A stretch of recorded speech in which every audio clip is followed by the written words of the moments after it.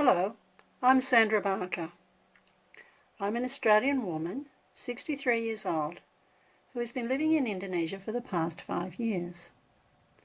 Some time ago, I started to write a book about my experiences and adventures, and I called it Look in the Shadows. It is the story of my life, about how I ended up living in another country with people of a different culture. It is a record of my struggles and experiences that I've had living in a non-Western country. However, after writing many chapters, I realised that it was a bigger job than I could manage to get it ready for publication. So I decided that I would release just a chapter at a time.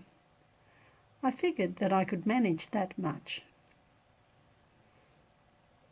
One of the reasons that I wanted to publish my story is because I want to touch people's hearts in a real way, so that others may benefit from my experiences and observations about life.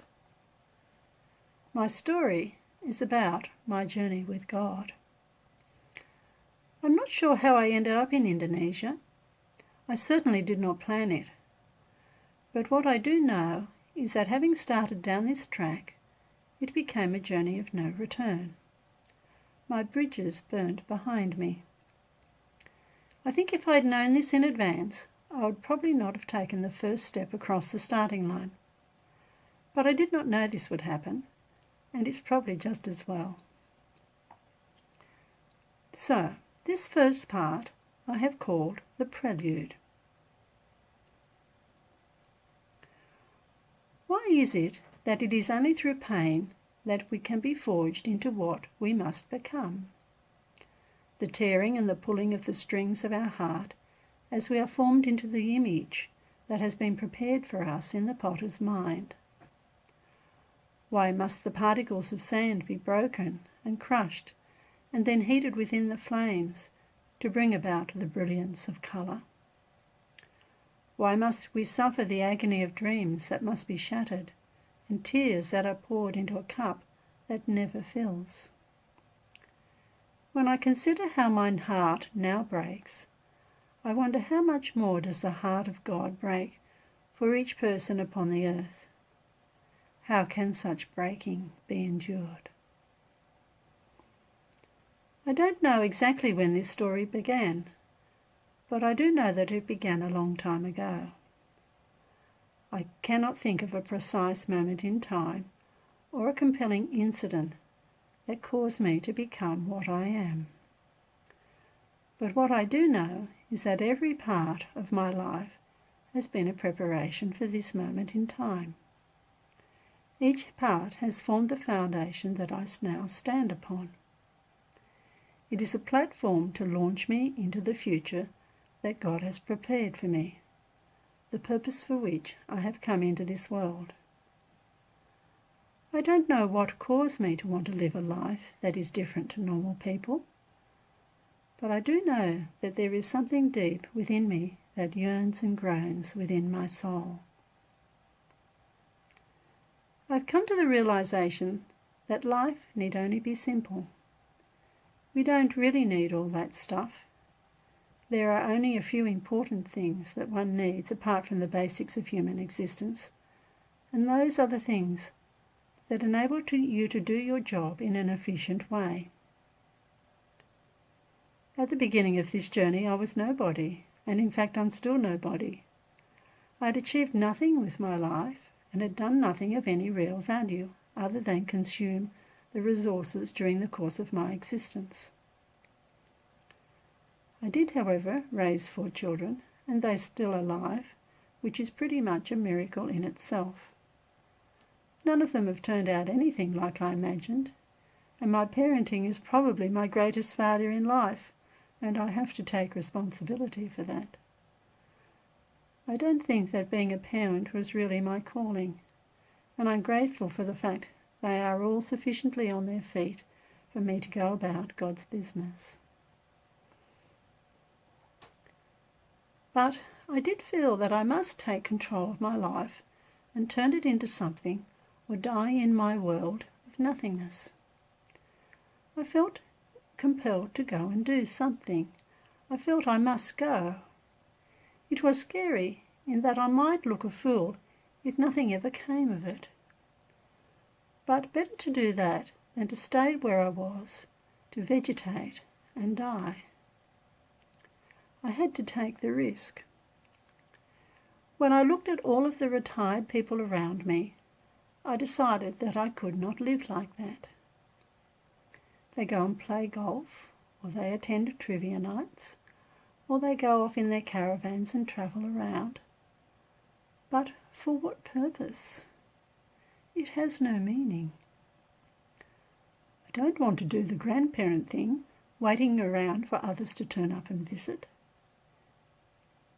Maybe it comes from what I saw my grandmother doing when I was a child. She would cook a baked dinner every Sunday, just in case some family members might turn up. But usually they did not. What a waste. I don't want to live like that, living out of the existence of my children, looking for fulfillment from the lives of others. There is much to tell and say, but will it interest anyone else? That is for you to decide. But it doesn't matter. I will write down what interests me and what I have discovered about life. If anyone could have acquired this knowledge earlier, perhaps one could have done so much more. Why does it take so long to learn anything?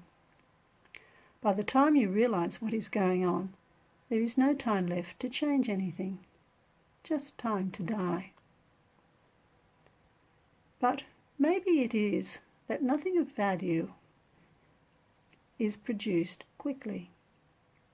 Isn't it the slow cooking that produces the beautiful roast? Maybe it is the years of nothingness that produces the aroma of life that surpasses all else. By the time we get to this point, there is not much time left to do anything with what we have become. So I decided that I had to act, to make the most of what was left, because everything up until now has prepared me for this time. Don't waste what is left doing nothing. Maybe the true desire is to become the final object that has been perfected in the potter's hand. So where did it all begin? Did it start in the womb, where a unique combination of genes magically blended together? Or was there a unique personality, or a spirit, that was dropped into this bundle of tissue? That is something that we will never know. Whether it is purely physiological or experiential, or is it defined within the realms of spirituality? One thing that I do know is that nothing happens if you remain where you are. You have to start moving. If you stay sitting, you will always remain sitting. If you want to move, you have to get up out of your seat. If you feel that there could be something more, then you have to take a step forward to enable something to happen. It doesn't matter if your first moves are in the wrong direction. It is better to start with something than to just keep sitting there.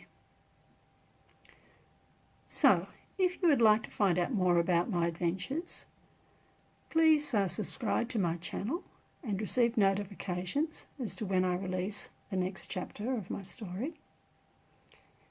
It is about how I ended up in a foreign country, a country that I originally despised, but then formed relationships with people from another culture, people who eventually became my closest friends.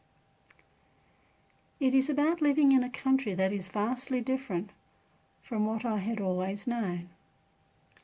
It is quintessentially a story about the love of God. Bye for now.